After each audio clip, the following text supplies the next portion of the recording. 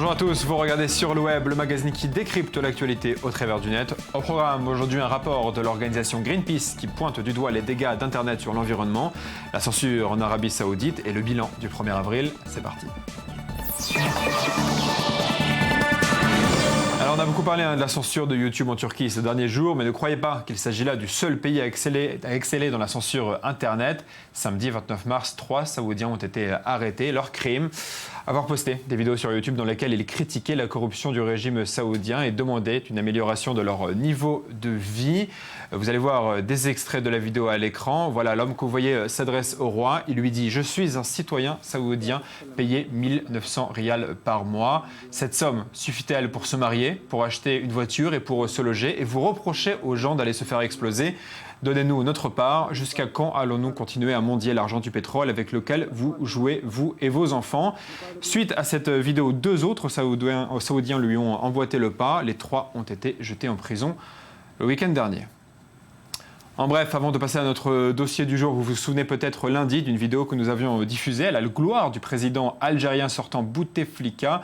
Je vous rappelle que l'homme brigue un 4e mandat. Le clip de soutien que vous voyez à l'écran, c'est une sorte de We Are the World, rassemble 60 artistes algériens et franco-algériens, dont le comédien Smaïn. Or, 2 jours après la diffusion du clip, on apprend que certains artistes que vous voyez à l'écran ont été payés pour y participer et d'autres n'assument pas du tout, alors mais pas du tout leur participation au clip et affirment qu'ils pensaient chanter une chanson à la gloire de leur pays et non à celle du président.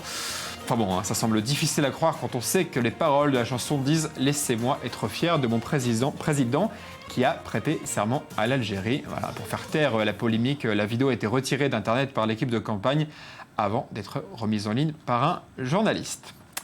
Allez, on passe à notre dossier du jour. Notre dossier du jour concerne un rapport publié par Greenpeace. L'ONG internationale note qu'au travers des réseaux sociaux, de l'écoute de musique en ligne, du visionnage de vidéos en streaming, du commerce en ligne et tout simplement de la lecture de vos mails, nous polluons la planète. Comment ? Eh bien parce que lorsqu'on utilise tous ces services en ligne, on a recours à des entreprises qui stockent nos données, ce qui veut dire beaucoup d'électricité. Or, ces entreprises ne sont pas toujours très respectueuses de l'environnement. Vous voyez, Greenpeace a donc publié un rapport dans lequel chaque géant du web est évalué en fonction de son respect de l'environnement. Chaque entreprise se voit attribuer une note de A à F. On va voir celles les mieux classées et celles les moins bien classées à l'écran, ce classement des entreprises. Vous voyez à gauche Apple, Facebook et Google qui se voient attribuer respectivement AA, BA, AAA, B, B et A pour Google. Et à droite, Twitter, Amazon et eBay qui sont en bas du classement avec des très mauvaises notes. Je vais tout de suite donner la parole à un responsable de Greenpeace en Israël. Mais avant cela, regardez cette vidéo d'appel à l'action publiée par l'ONG. At the last count, 600 million of us are your friends. Together, we are changing the world. But the internet you're at the center of now uses more power than entire nations combined. What powers you? Coal, the #1 contributor to climate change. Facebook. Unfriend coal and help lead an energy revolution. Let's keep our world, a world worth changing. Et pour parler de ce sujet, j'ai le plaisir d'accueillir sur ce plateau Jonathan Eichenbaum. Bonjour. Bonjour. Alors, vous êtes directeur de campagne au sein de Greenpeace Méditerranée. Vous êtes basé en Israël. Vous êtes également l'auteur d'un livre, Judaïsme et l'environnement, aux éditions Calligraphe. Et vous êtes enseignant de politique de l'environnement à l'université de Bar-Ilan en Israël. Merci beaucoup d'être avec nous pour parler de ce rapport donc, publié par Greenpeace, organisation, je rappelle, au sein de laquelle vous êtes directeur de campagne. Quel est exactement l'état de la pollution causée par Internet aujourd'hui dans le monde ?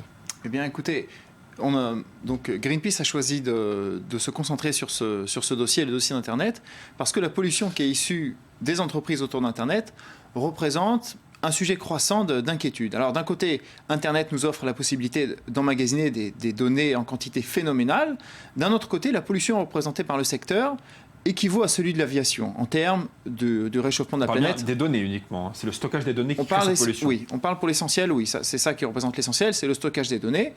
Alors bien sûr, une entreprise qui passe d'une version offline à une version online, au départ, elle pollue moins, mais le stockage des données est tel, avec les vidéos essentiellement, que rapidement l'empreinte écologique se fait sentir et l'équivalent de cette empreinte équivaut en fait, c'est comme si Internet formait le 6e pays de la planète au niveau de son empreinte sur l'environnement. Donc on a un secteur important, et surtout, ce qui est très important, c'est que cette empreinte-là, en tout cas la consommation d'énergie, la consommation d'électricité par Internet, va tripler d'ici 2017. Ça veut dire dans les 3-4 années à venir.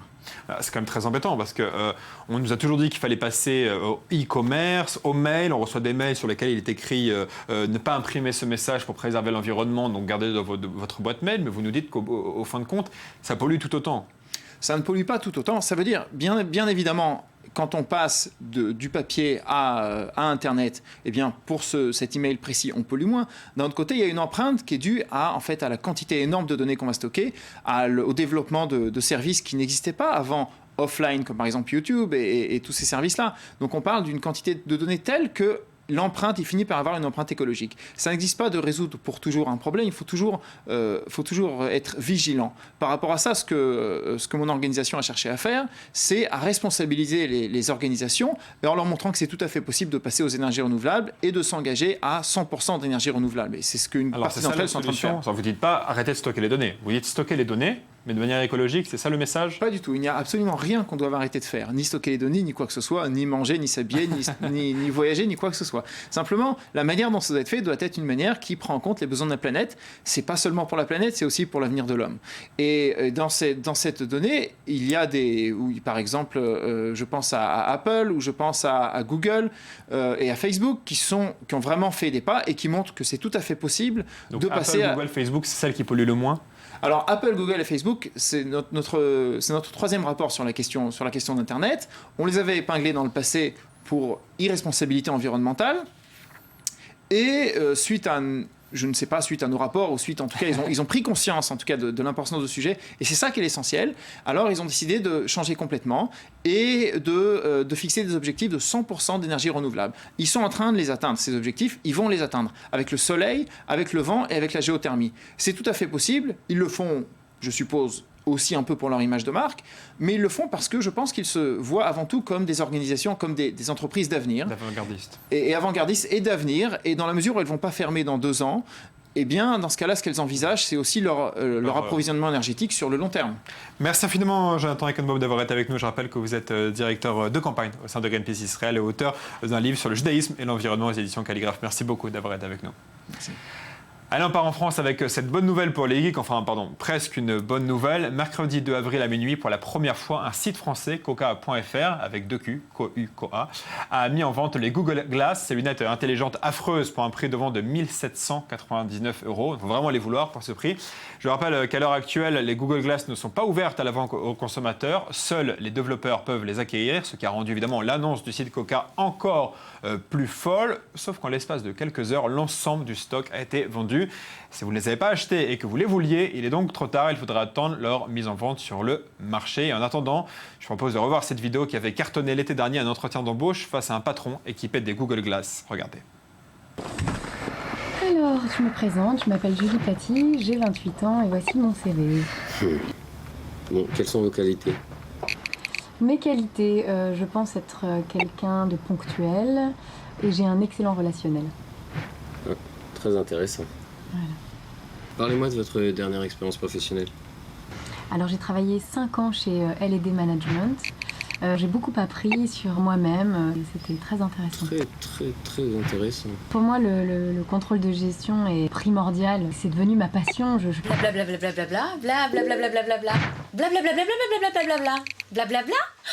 parle espagnol aussi. A mí me gusta el chocolate.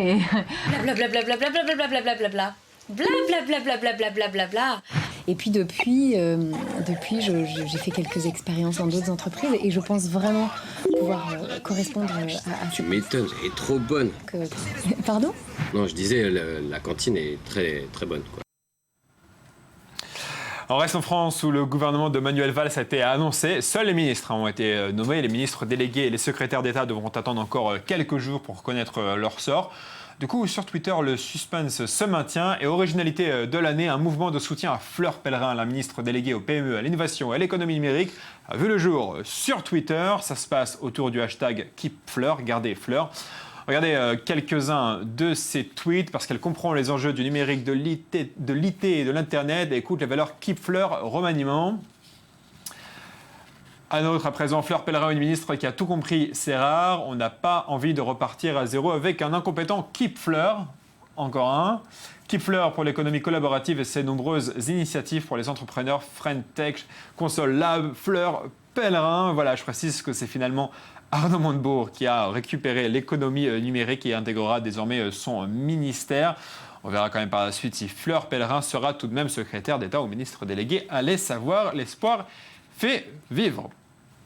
Si vous avez regardé France 4 entre 20h45 et 5h55 dans la nuit du 31 mars au 1er avril, oui c'est très précis, vous avez pu découvrir les marches à pied à reculons du français Ludovic Zuili à Tokyo. Son concept a un nom, ça s'appelle le Slow TV, c'est né en Scandinavie et ça met à l'honneur les plans séquences contemplatifs. Alors avant d'arriver à la télé, le modèle était déjà populaire sur le web.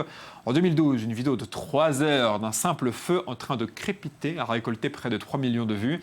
Là, je vous avoue que je ne comprends pas très bien pourquoi. Sur YouTube, des chaînes ont poussé à l'extrême le concept. Elles diffusent et commercialisent des vidéos hypnotiques de plusieurs heures qui vous proposent de plonger virtuellement avec par exemple des tortues de mer géantes ou du côté de la grande barrière de corail. Bref, assez parlé, regardez à quoi ça ressemble. Voici donc Tokyo Reverse.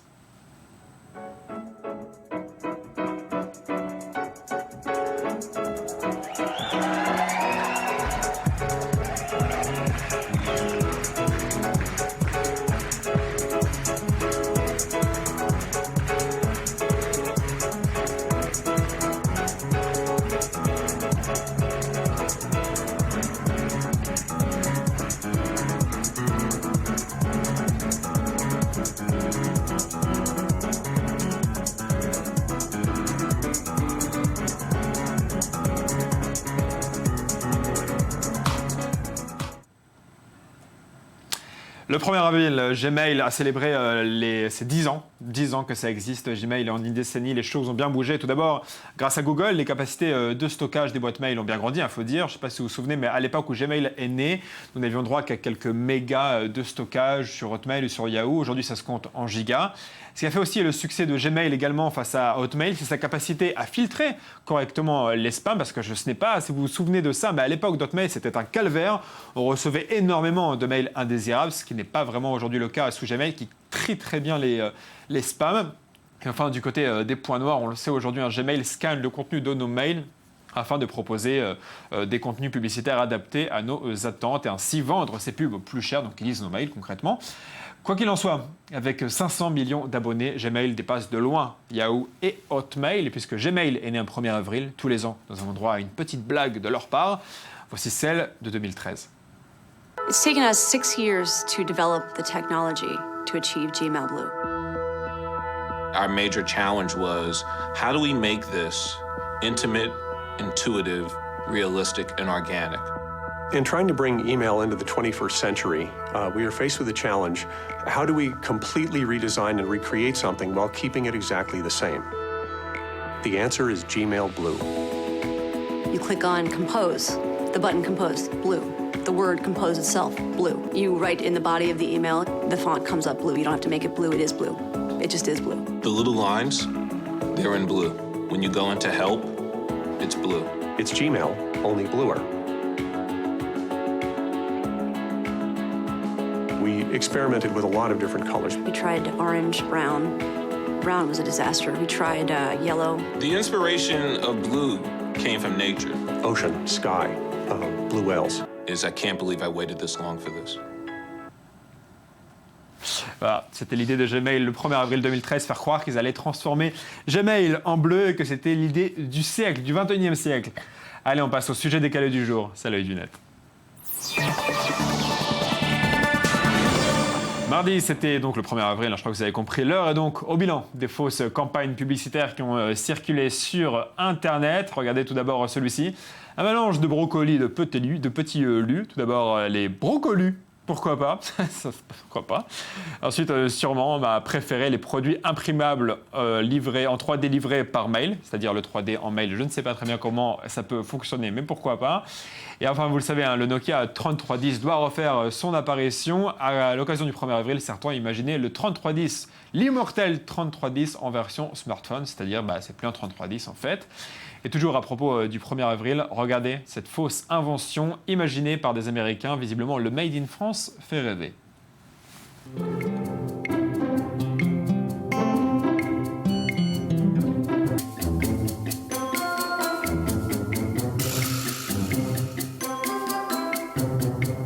the life of a student can flow peacefully along.